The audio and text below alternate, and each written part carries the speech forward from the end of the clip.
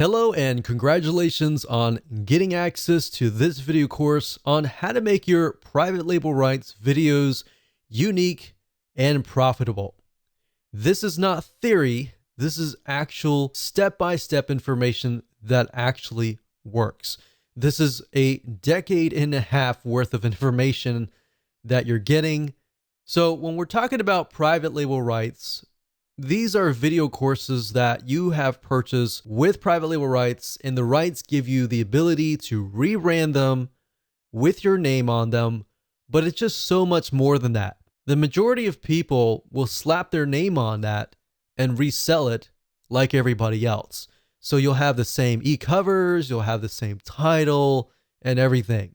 But if you look like everybody else, then in the long haul, you're not going to make as much profit. So the whole goal of this video course is to help you look unique.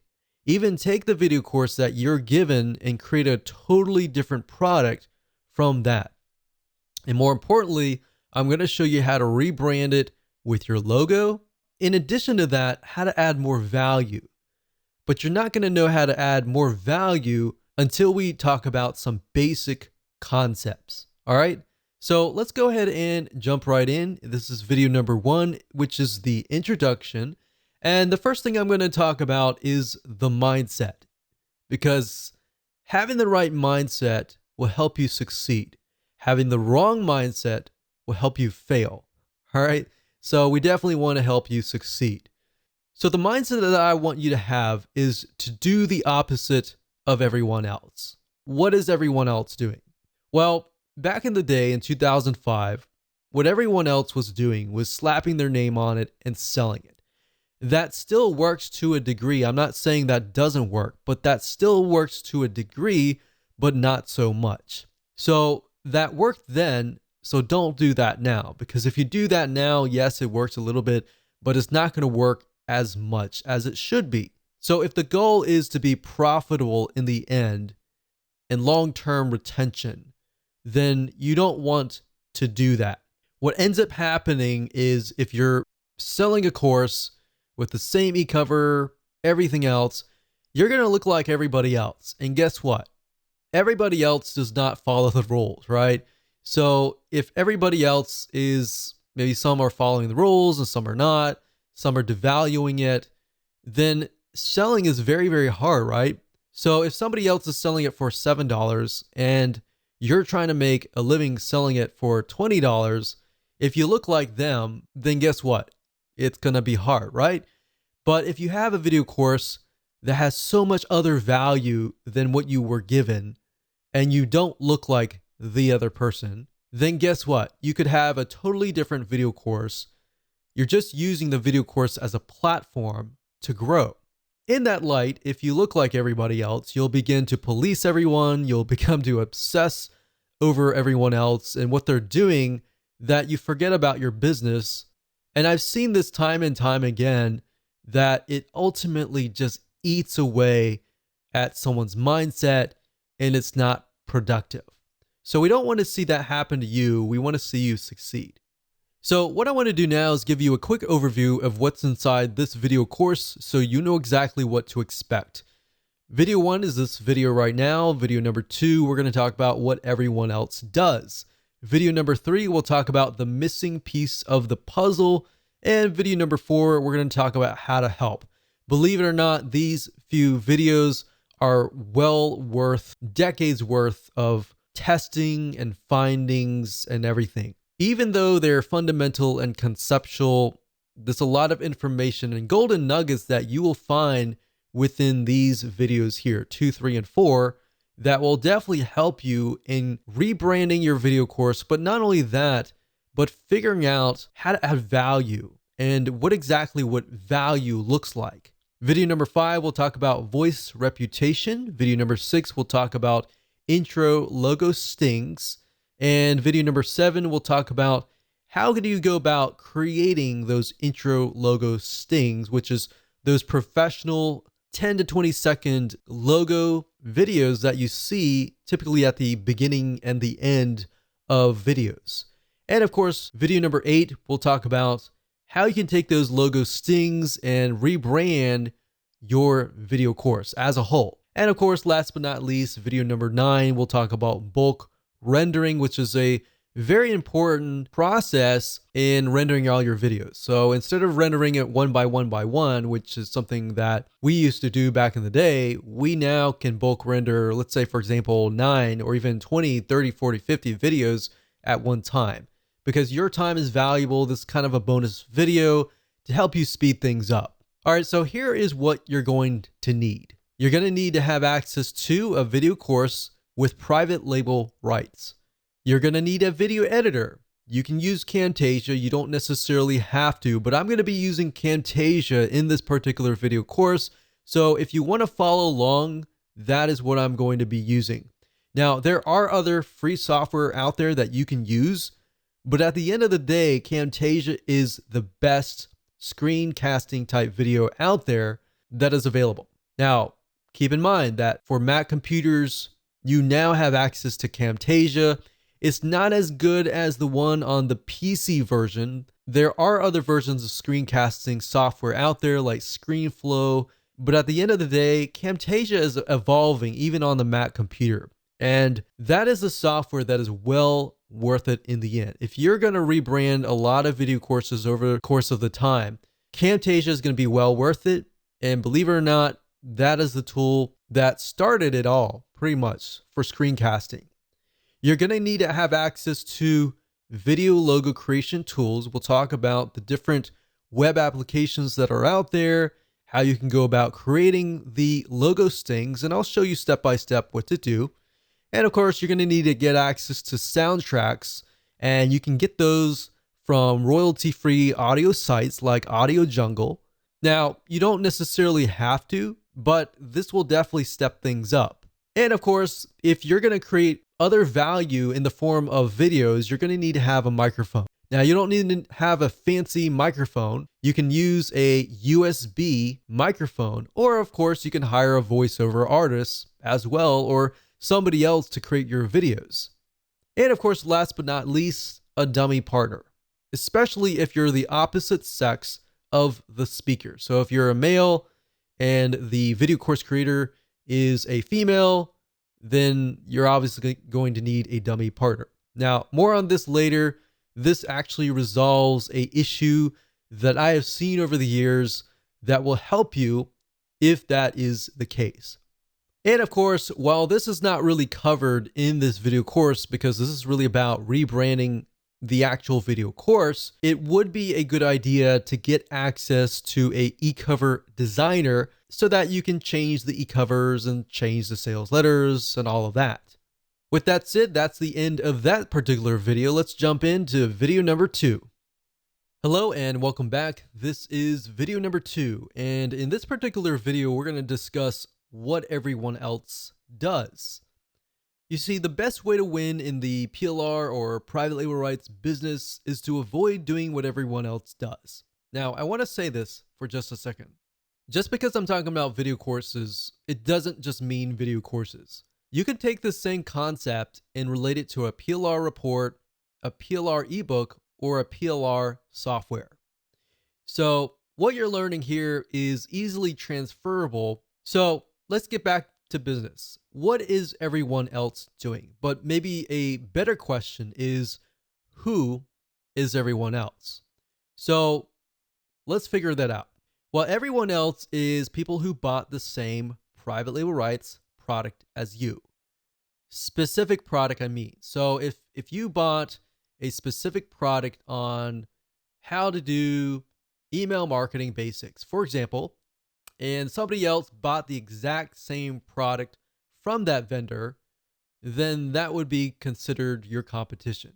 Here's the thing. What we've noticed statistically, which is a benefit to you if you're watching this, and especially if you're going to apply these strategies, is that out of 1,000 people, usually only 10 or 20% of that amount. So out of 1,000 people, 10 or 20% is 100 to 200 people will typically actually sell the product. We're all guilty of buying something and not using it. All right. I'm not pointing any fingers. I've had the same situation before. We all get busy and all that. But the beauty of that is usually only 10% or 20% of people will actually use the product. So let's say hypothetically max out 20%, 200 people out of the 1,000 that bought actually are going to sell this product. Now, out of that 100 people, typically the majority will change the title and sell it. And then maybe half of those people, or even less, will actually change the graphics. And then less than half of those people, probably about 10 people, will actually change the sales page. Believe it or not, yes, you can still make money by slapping your name on it, changing a few things, and doing it just that. But if you take it a step further and do what I'm teaching you in this video course, you're most likely going to be that 1 or 2 people who actually apply these strategies and build an actual product, probably a new product based on the video course. So keep in mind that private label rights is just a kind of it's like an empty house. And you can still build on that house and build something beautiful and build something that's totally different than what everyone else is selling. And I can guarantee you, if you do that, you just add a little bit of value, you will be that 1 or 2 person that bought that private label rights product that is unique. And those people are the people that actually succeed. So, like I said, if you're selling the same title with the same graphics, with the same sales pages, you are competing with everyone else. And this is fine, but imagine selling with the exact same title, or worse, imagine trying to rank on the same title in Google. You're competing with everybody else. And what ends up happening is it becomes a price war. Look on Amazon. I mean, look at other stores, retail stores, for example. Everybody is fighting for the price. So even if you have a dollar price lower, your customers or their customers are going to come to you and vice versa and all that. So you don't want to fight on the playing level of price. You want to fight on the level of value. And that is what you're going to learn today, and that's how you're going to succeed. Let's say that you do change the title and the graphics, but you still use the exact same sales page. Yeah, you're still going to be that small minority that actually does something, and you're definitely going to make money, but it's still going to be hard because people are going to have deja vu experiences, and they're going to think, wait a minute, I looked at that sales page, they didn't buy, they went to somebody else's sales page, and they're like, wait a minute, it all looks the same, right?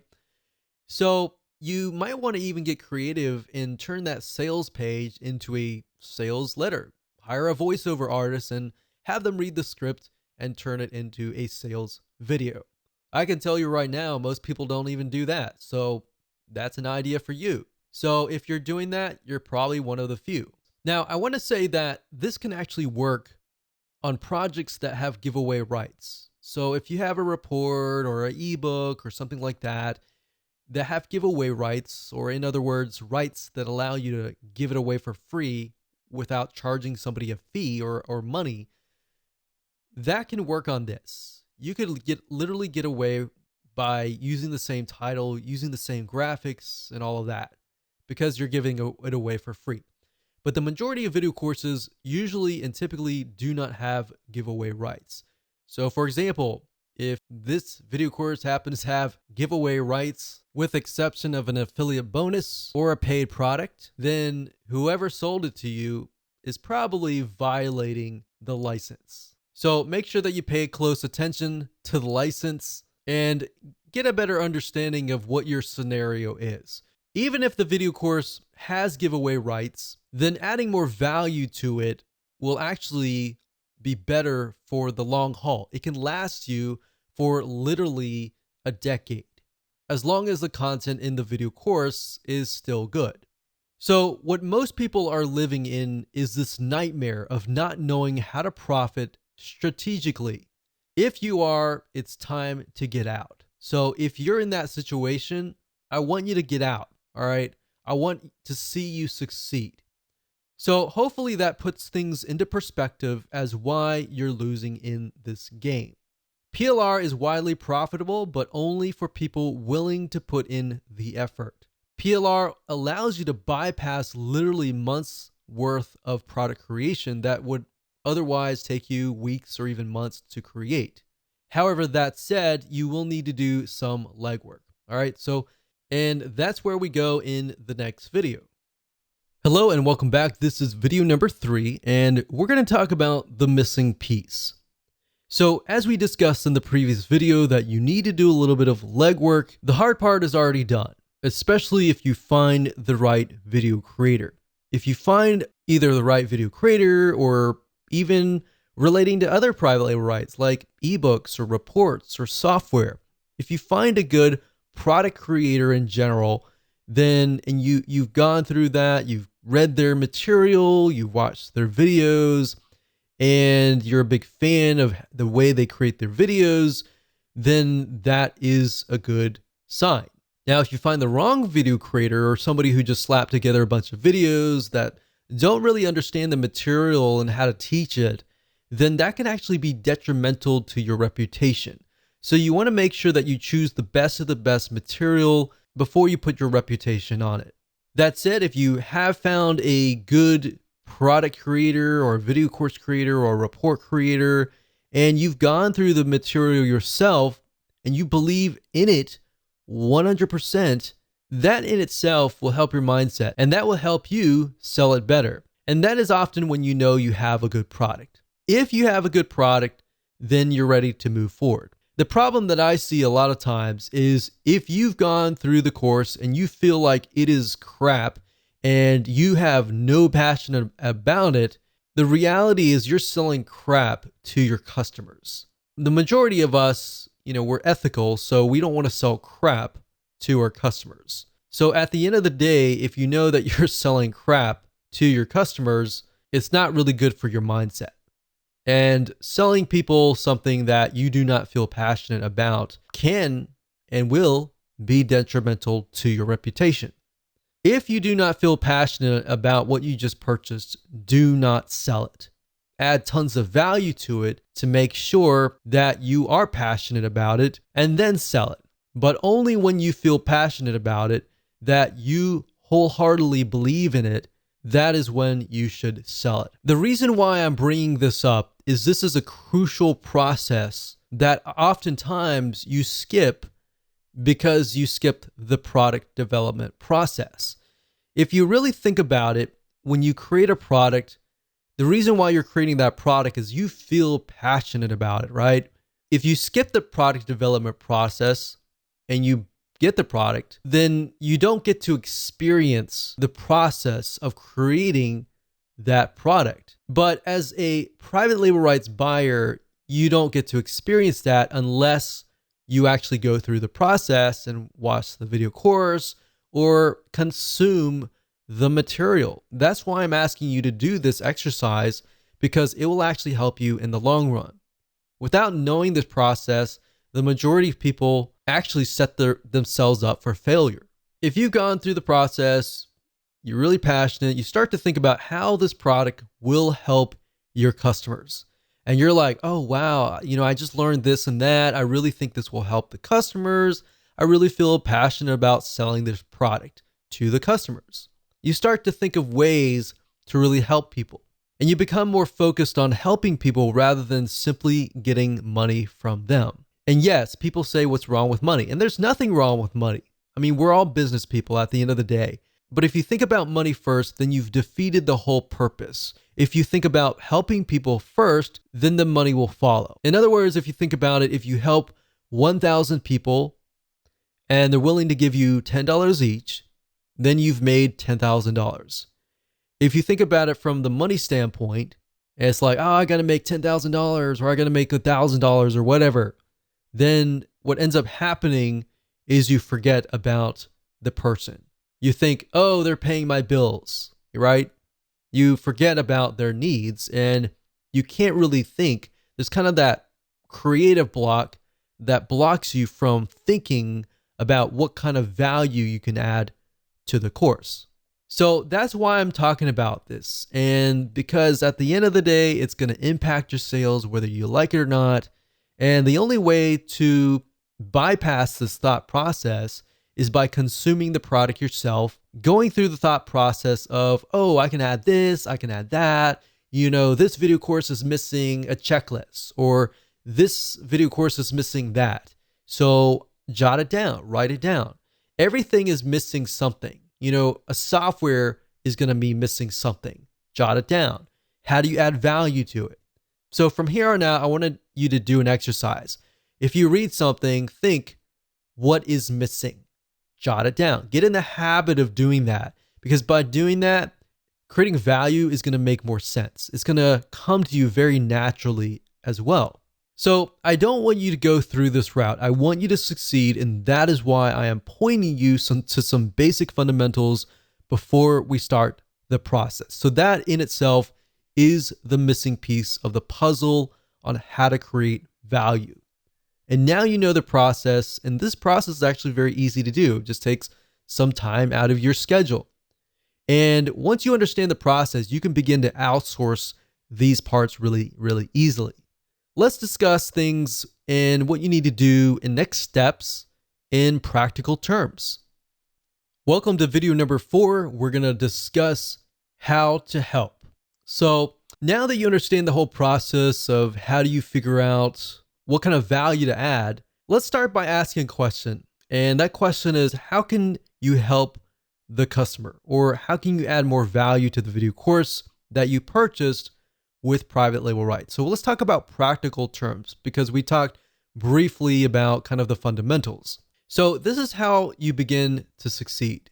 Maybe you can add another video, like a bonus video. Maybe there is a video course that's 10 parts, and maybe it's missing a part, and you've written it down, and maybe you add another video, like a bonus video.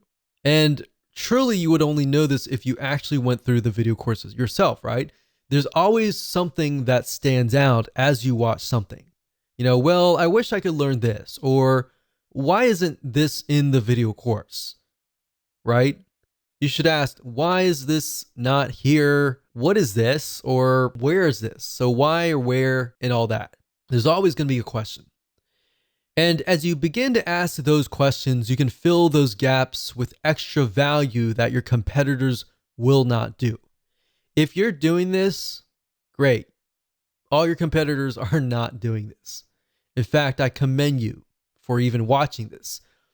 So most of your competitors don't do this, so you typically don't even have to worry about 80 or even 90% of them. If you're doing this, 90% or even 99%.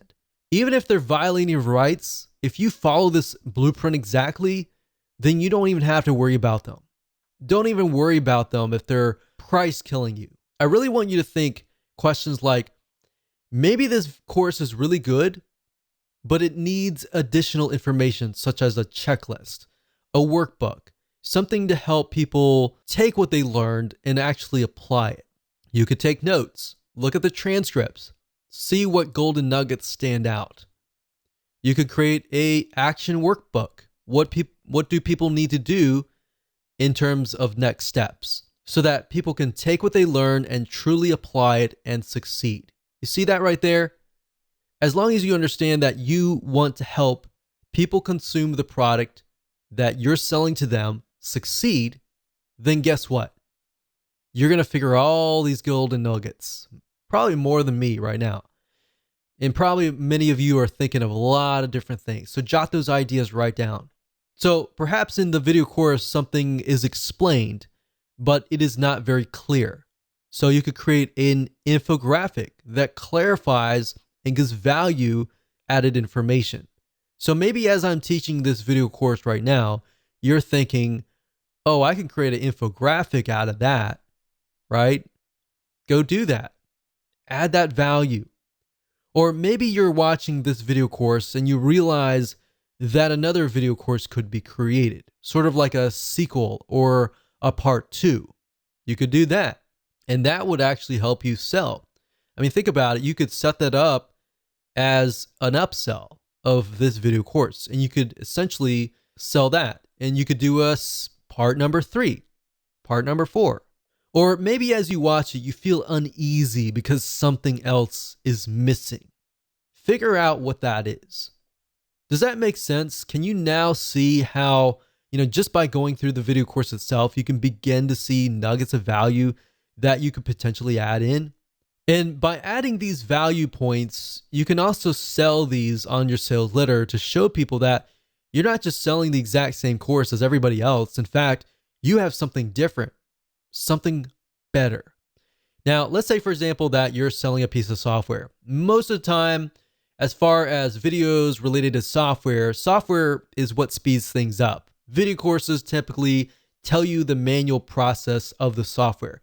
So what you could do is if you, let's say, for example, bought a piece of software that had private label rights on it, what you could do is create a video course that shows the slow, tedious manual process of what the software can speed up. And you can add value, and you can give that video course away for free. And when people consume that, they feel like they've gotten value, that they want to go buy the software. So that's a little bit of an idea that you can use in other private label rights packages. So once you figure this out, you need to begin to jot down what this looks like in your own situation. What does that look like to you in practical terms? If it's a checklist, a workbook, an infographic, or an extra video. Let's say, for example, that you're applying a specific video, let's say an email marketing course, like the example that we used earlier. Let's say that you want to apply that to a very specific niche. What you could do is add an extra video or a checklist that caters to that specific niche. Now you need to think about who is going to create this. Are you going to create this, or is somebody else going to create this? Are you going to hire an article writer to create perhaps the written portions, or are you going to do this? Are you going to create the video or the bonus videos, or are you going to outsource this? Whatever you decide, at the end of the day, you need to figure out your next steps. So you can go ahead and do that now. Now, to help you along the way, if you were to hire somebody like an article creator or a video creator, then oftentimes you can find these types of people on Upwork.com or even Fiverr.com. And of course, if you don't have any money to do this, you should be doing this yourself. Now, while it does take a little bit of time out of your busy schedule, at the end of the day, this is what you need to do in order to survive and make sure that that particular private label rights product lasts for many, many years to come. Hello and welcome back. This is video number 5, and in this particular video, we're going to talk about voice reputation. So a big concern and a valid concern is, well, my voice doesn't sound like the speaker's voice. How can I combat this? So for example, I'm a male and maybe you're a female, or maybe you're watching this and you're in a different country and you have a totally different accent. And you're asking yourself, how can I brand myself when the speaker's voice is a male from a different country? Or maybe it's a female from a different country, right?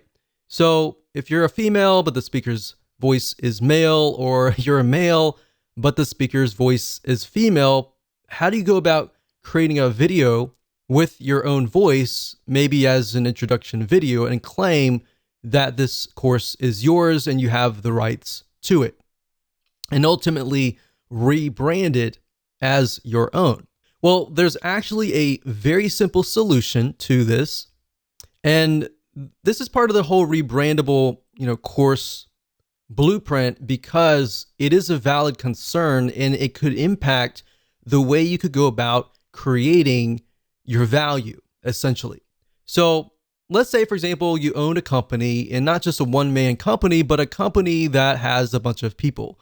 Well, if you think about it, in that company, you might have different types of people with different types of accents and all that, who could be the person speaking in your video course.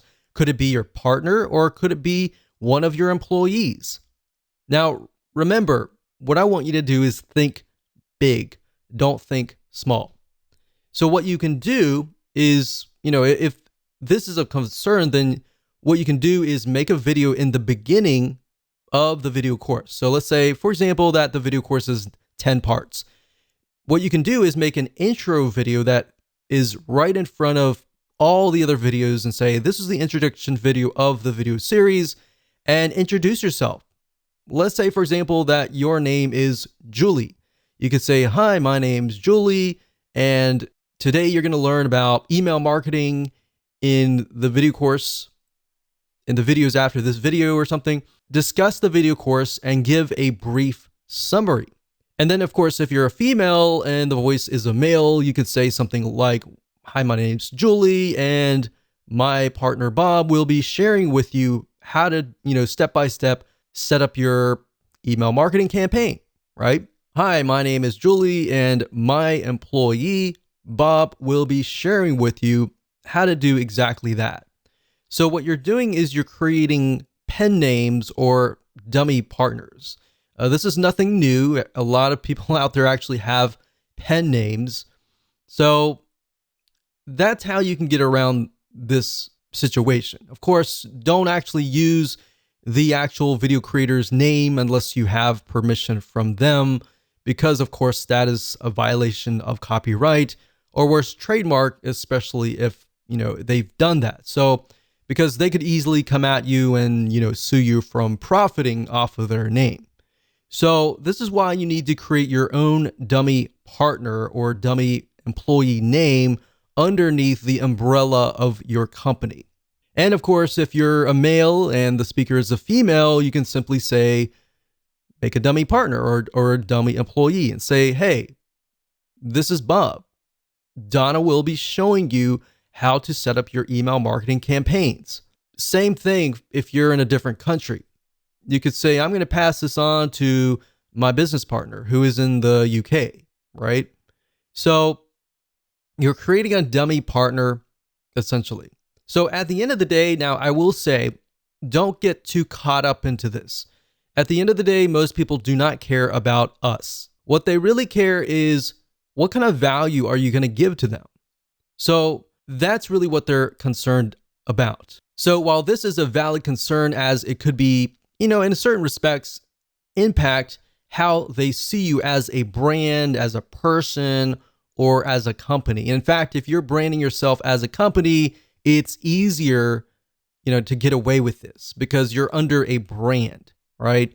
If you're branding a person, then you're going to have to do this in order to get around that, or otherwise you would have to redo the total course itself, which is possible. Most PLR products do have transcripts, but I will say that voicing over a video course is often harder than it sounds.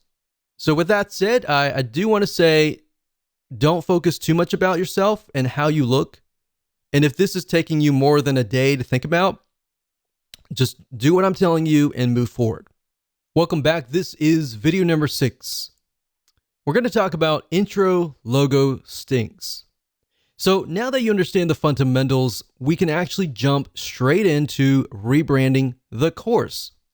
Now, the first thing that I suggest that you start doing is to rebrand all of your videos inside the video course. So if the video course has 10 videos, you brand all 10 videos. And all you have to do is add a short logo in the beginning of each video. This could be in the form of a logo image or even a very short logo sting video. Now, to ensure that you understand what I'm talking about, a logo sting is merely an eye-catching 10 to 20 second video clip that shows your logo or your brand in some sort of motion graphics that is eye-catching. This allows you to introduce the customer to your brand, and I will say, contrary to belief in the past, these logo stings tend to be up to about a minute. And in the past, they used to be about a minute and 30 seconds. And then over time, they were a minute and so forth and so on. But I will say that people's attention spans have grown shorter. And because of that, you typically want to stick with about 10 to 20 max. If you can do like 5 or 10 seconds, that's even better because it's quick, short, it shows it to them, and it goes straight into the content. The sooner you go straight into the content, it shows that you care psychologically. So like I said, their attention span is shorter. So you definitely want to keep it short. So let's talk about where you can find these logo stinks. So back in the day, you would have to go find an After Effects template, and then you would have to hire somebody for about an extra $50 to customize the video intro with your logo or brand. So a lot of times you would pay for the After Effects template for $50 and you hire somebody that ends up being $100. Nowadays, you can actually buy web applications for less than $100 and get access to literally hundreds of templates. There is a growing number of web applications that will allow you to create these fancy logo 3D video intros. And literally, if you buy one, you get access to all their templates. You could buy another one and get access to different templates and so on and so forth. But really it comes down to you just need one.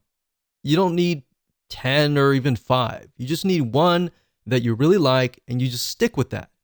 And the reason why you stick with that is that people will come accustomed to seeing that particular logo sting and they'll associate you whenever they see that. So like I said, nowadays, due to the rise of these web applications that will automatically create these logo stings for you, it's just making life easier for you.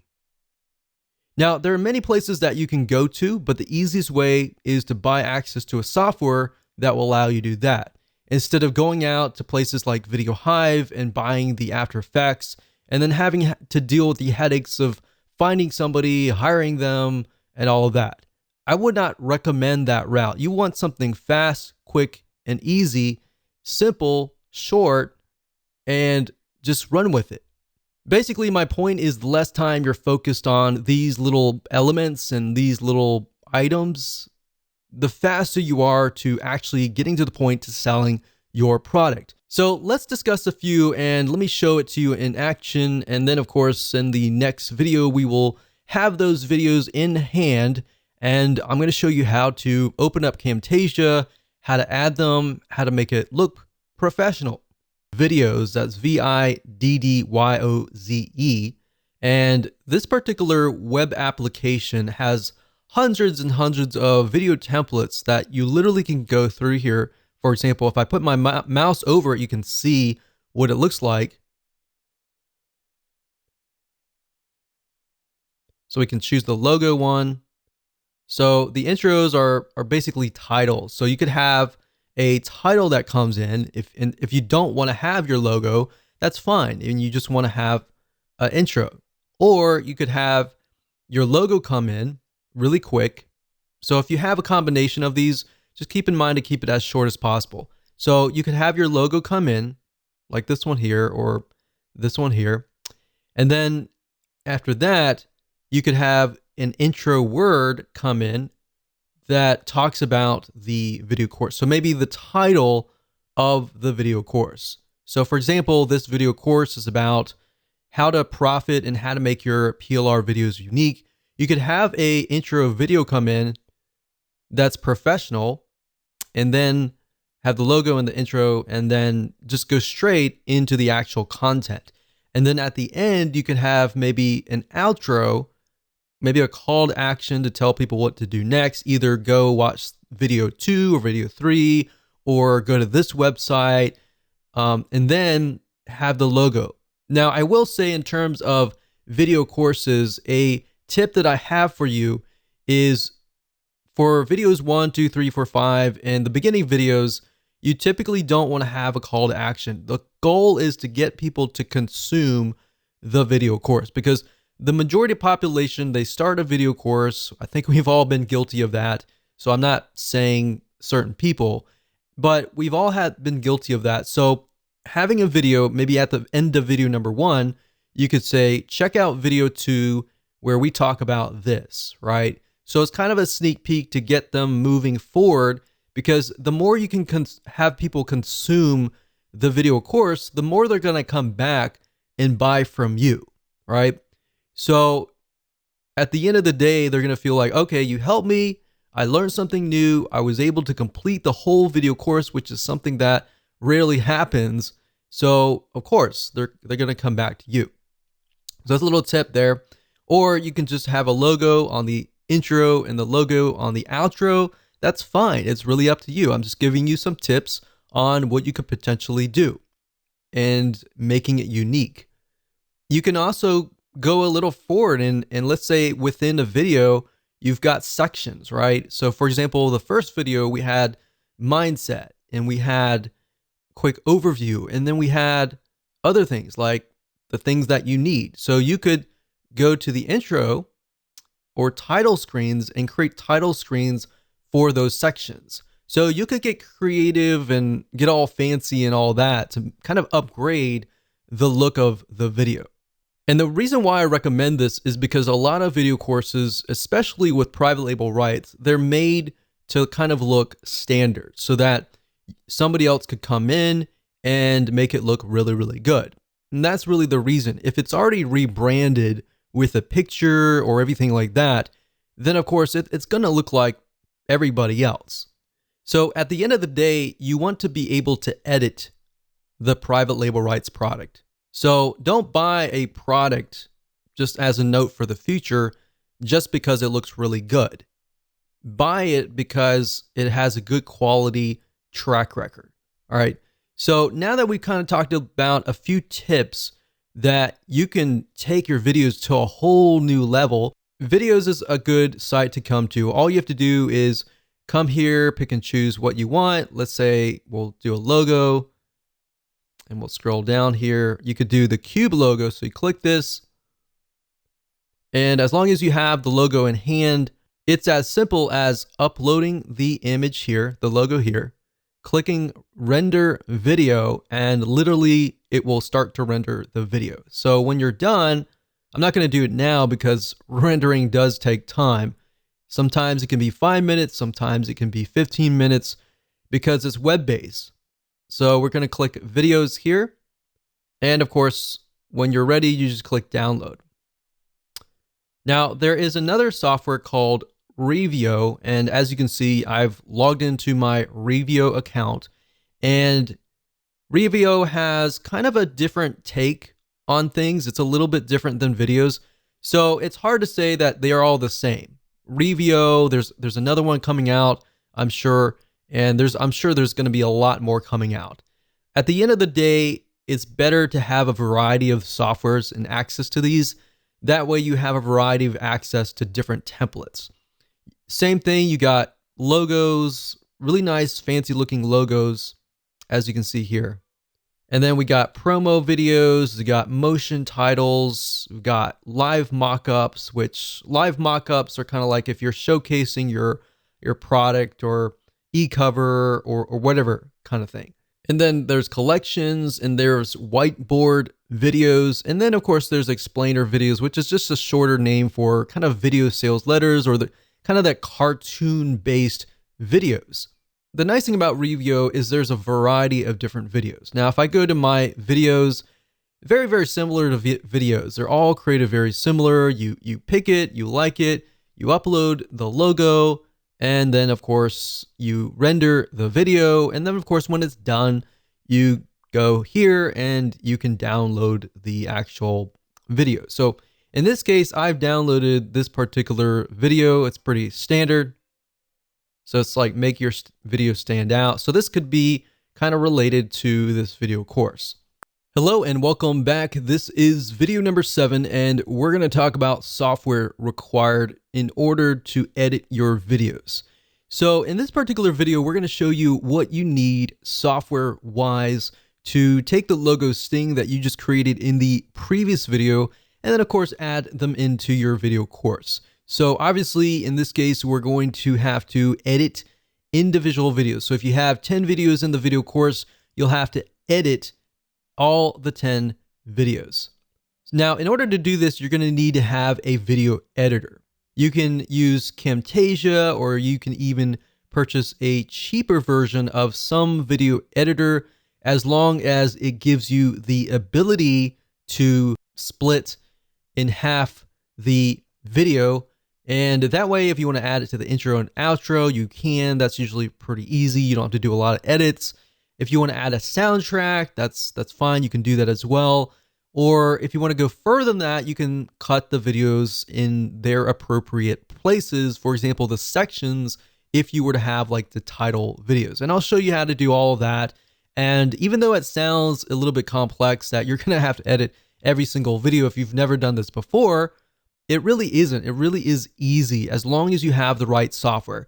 If you have the wrong software, however, I'm going to tell you that it's going to be a little more difficult to follow along. All right. So I like Camtasia. We've used Camtasia for literally decades. It was one of the first screencasting software applications out there. And it started with PC computers. So you may notice if you have a PC that the Camtasia has a lot more features than the Mac version. But the Mac version has really evolved over the years. So you still can do a lot of the basic stuff that I'm showing you right now, even though I'm on a PC. With that said, it's actually cheaper for Mac computers. In fact, the software for Mac is a lot less than the software for PCs. So the key to know is it's evolving and it's getting to that point. And I think within a few years, the Mac version is going to evolve almost to the PC version. Now, keep in mind on PC computers, it'll run you about $300 to get Camtasia. And while that does seem a little bit expensive to some of you, at the end of the day, it's a very good piece of software. It has a very good track record, and you can do so much with it in terms of editing, screencasting videos. And especially if you want to add more value to your existing course in the future, Camtasia, you're going to find, will come in very handy. And if you are using a Mac computer, you can also get access to another really good software called ScreenFlow. And ScreenFlow, in my opinion, is good and decent, but I like Camtasia better just because I feel like when it comes to editing your videos, you need to have all the tools in hand. And I just feel Camtasia is just easier. And it might be a personal preference. So if you're using ScreenFlow, then go check that out. If you're using another software, that's fine too. But I recommend that you get this so that you can follow along. Hello and welcome to video number 8. And in this particular video, we're going to take everything that we talked about in the previous videos, what we did, downloaded the logo sting, we're going to find a video, and we're going to rebrand it. So right now, this is Camtasia, and I'm going to walk you through really quick. To be honest, when it comes to most video editors, this is kind of how it looks like. You're going to have an area where you have access to the videos or the media files that you can import. And then of course you can drag those media files down here. Now, before we do any of that, I like to kind of import everything in here first. So right now we've got that video file that we created in Revio. And if I click on File, Import Media, you can either do it that way, where you import it like that, and you choose the file, you find the file, and you do that. Or another way with Camtasia that I like is just simply by going down here. You can find the location of a video course. So let's say, for example, this one here. And you typically want to use the high resolution videos. So a lot of times with PLR videos, you'll get access to 640 by 360 flash and 1280 by 720. And if it's bigger resolution, that's fine too, but you want to pick the highest resolution. All right, so in this case, I only want to import one video at a time. All right, so for every project, it's going to pertain to one video.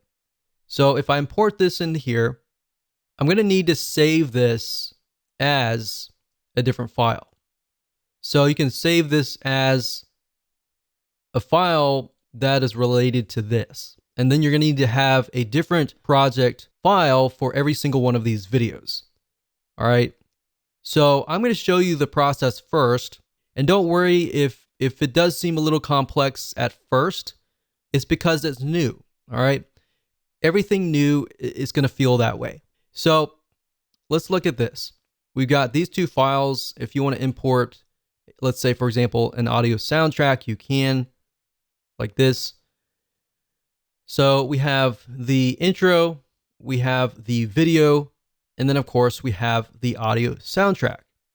Now, if we take a look down here, I'm going to move this up a little bit. We have tracks. So most, if all, video editors will have tracks. So these are basically different layers. If kind of an analogy here, if you think of Adobe Photoshop, you have different layers, so different tracks in this case. So if you listen to music, for example, it could be made up of different tracks. It could be made up of the person's voice. It could be made up of somebody's audio soundtrack. It could be made up of something else, right? Because we're dealing with both audio and visual, we also have visual tracks as well. So that's kind of a brief description of how things work. So with Camtasia, I like it. All I have to do is drag it in here. And of course, it's going to ask you for your editing dimensions. Because it's 1280 by 720, I typically choose the same as the video file. So let's say, for example, if the video file is 640 by 360, then you're going to want to choose that or enter that information here. The best that you can stick with the same dimensions of the file, the better. Otherwise, it's going to squeeze the file, it's going to distort it, and it's not going to look right. So most video courses with PLR should come with the 1280 by 720, and that's HD quality. So in this case, I'm going to do 1280 by 720, press OK, and then I'm good to go. So up at the top right hand corner here, this is the screen. So this allows me to see what is actually going on, right? So if we were to click play,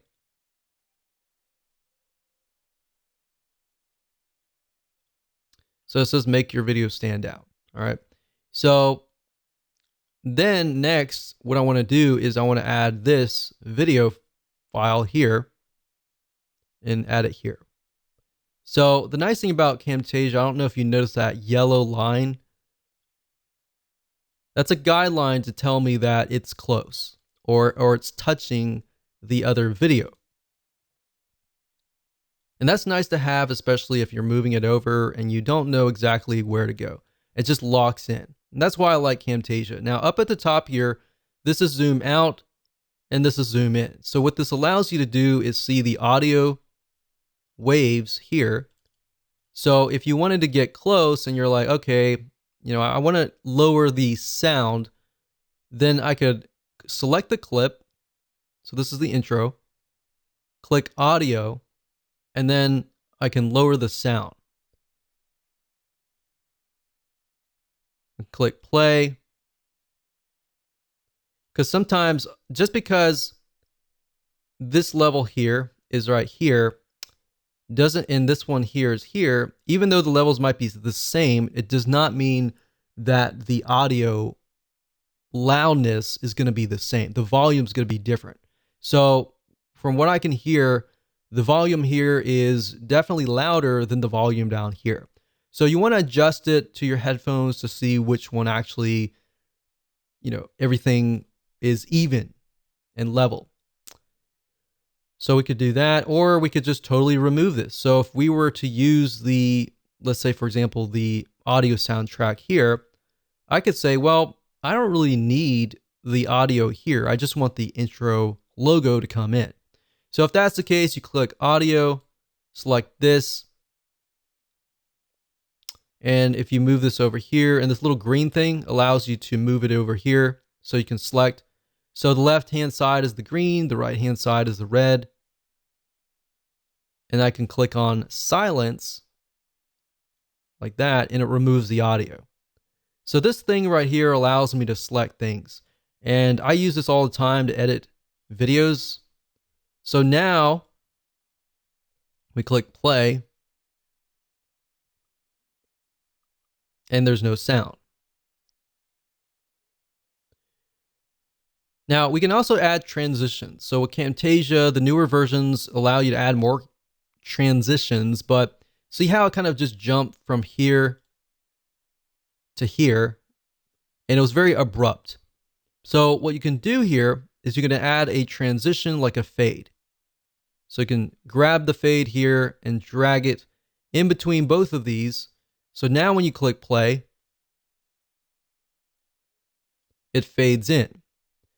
Now, in my opinion, fades are fine. Glows are okay. Let's see.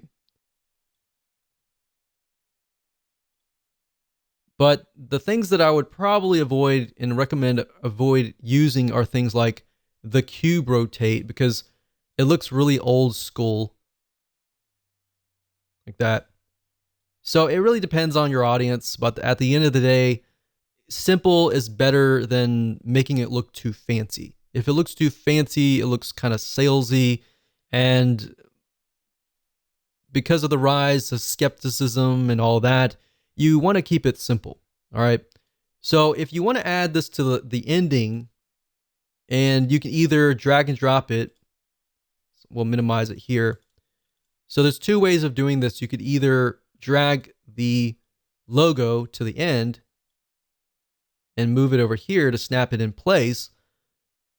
But since we made the changes before, what I could do is instead of doing that, I could duplicate from what's over here. So I could select that, right click, copy, and then go over here, put my cursor over here, right click, paste.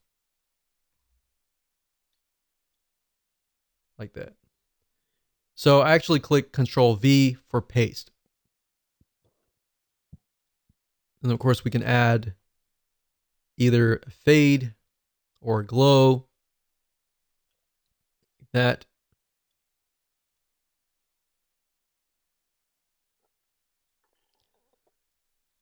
And that's really how easy it is. Now, let's say, for example, that you want to add title screens. So we talked briefly about that in the previous videos. So let's go through here. So this video right here talks about how to create a profitable authority blog.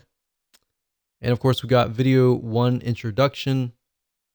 So if I wanted to insert a title screen, let's say, for example, I go to videos or even Revio or Video Hive or whatever you go to, you create the title screen, and then you go to the area that you want to place that screen. So if we're looking here,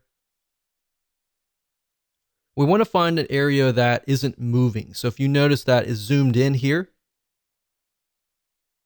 So see how it stopped? So that's our opportunity to insert something. So we notice that it goes in and it stops there. So from this point all the way to this point here, that's where we could enter our title screen. Now, what you want to do is split this track. So in order to do that, we have to select the position and then click this here. So that's split.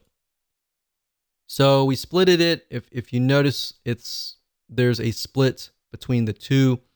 Now, how do you insert that in there? Well, you can, let's say, for example, this video here is a title screen. I don't have one, but we'll drag one over here.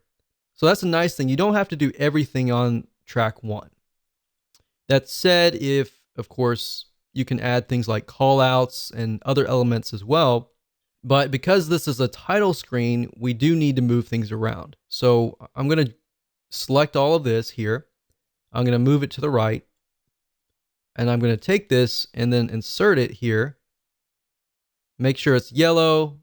We're going to select this whole thing here and then move it over until it's yellow. And we know it's locked together from there. So now we know we got the intro here. We've got a little bit talking. And then, of course, we got the title screen, and we move on and on and on.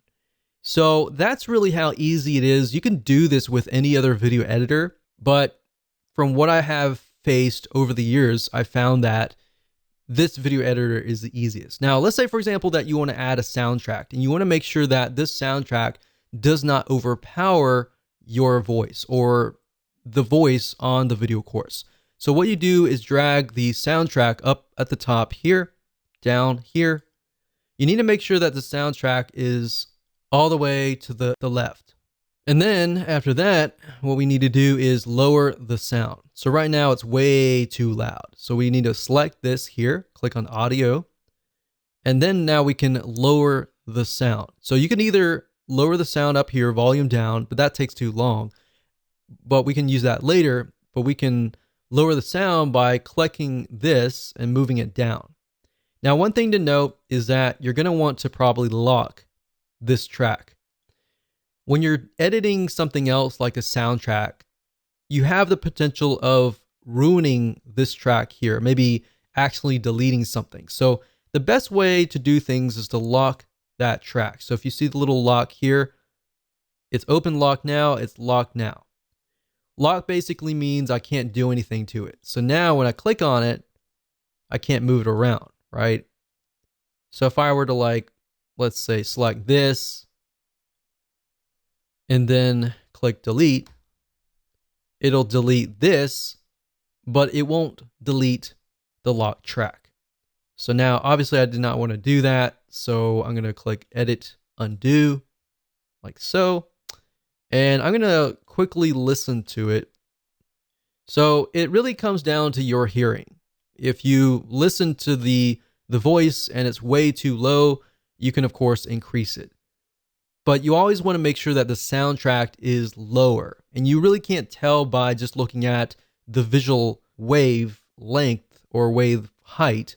So what you need to do is listen to it and then click volume down. Sometimes you'll have to click it 10 times.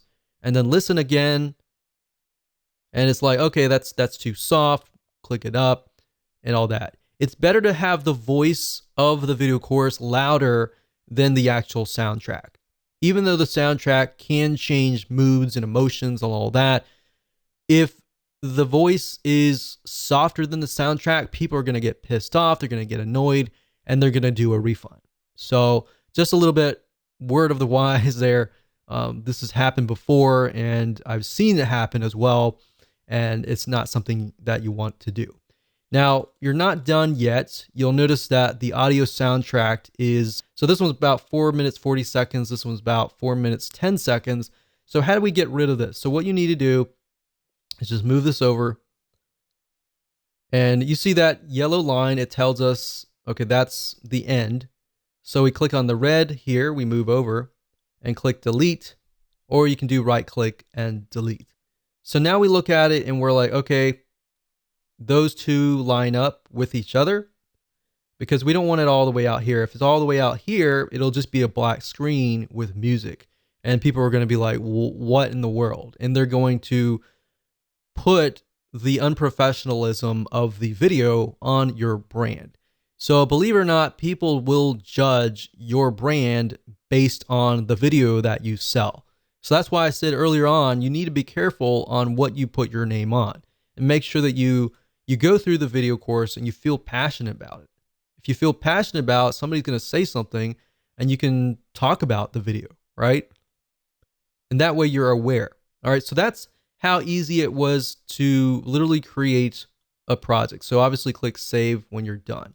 So I'm going to pause this video and actually just create two different projects, and I'm going to show you how to render in bulk in the next video. Okay, so congratulations, you have reached the end of this video course. You've learned how to rebrand your video course with private label rights, and now you can do something that most people don't do, and I applaud you for that. All right. You have done what most people will not do. And if you take it a further step and you add some value, like a checklist, a workbook, and maybe even a video to make sure that you brand yourself and you do all that, you're going to move forward. All right. Obviously, I can't guarantee you success, but you have made it further than most people, and I applaud you for that. All right. So in this particular video, this is kind of a bonus video, which is video number 9, and we're going to talk about bulk rendering. So like I said, while this is not part of the actual video course, it's a bonus video to show you how to speed this up. Within Camtasia, one of the most awesome features, besides the fact that you can do screencasting and all of that, that I've used over the years and that I have not found in really any other software, is the ability to render multiple projects at one time. And I'm going to show you how to do this. We've shown this to many other video creators and video editors in the past, and they've been wowed, and they've said, wow, this is the number one golden nugget that I wish I had known years ago. And the same with me. I wish I had access to this decades ago, because literally back in the day, we were recording like 50 to 100 of videos and then rendering them as MP3, 1280 by 720, like 640 by 360, and all these files and formats. And, you know, if you got 20 videos times 4, that's literally all those videos that you have to press a key over and over again. So let's say, for example, that you've added the logo stain to the beginning and the end, and you have about 8 videos. Get ready to be excited, just as many video editors are. And let me show you the feature in action. It's very easy to use. You just need to make sure that you have different projects for every single video. So if you, like I said, if you have 10 videos, you'll need to have 10 different Camtasia project files. All right. As you can see here, there are 3 different Camtasia project files. So as I noted in the previous video, I would create videos 1, 2, and 3. So make sure that these are separate. Once you have these in hand, now it's time to do bulk rendering.